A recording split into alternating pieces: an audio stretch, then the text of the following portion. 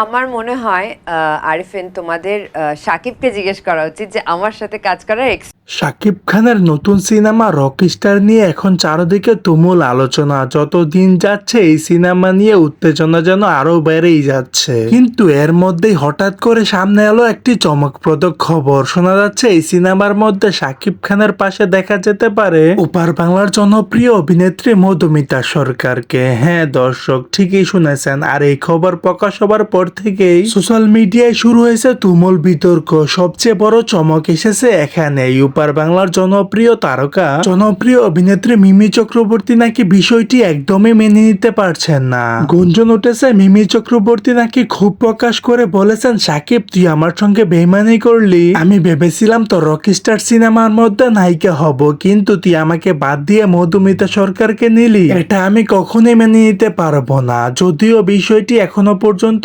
নিশ্চিত হয়নি, তবুও ভক্তদের মধ্যে শুরু হয়ে গেছে তর্ক বিতর্ক। ফুল তুমি লুকিয়ে নীরব।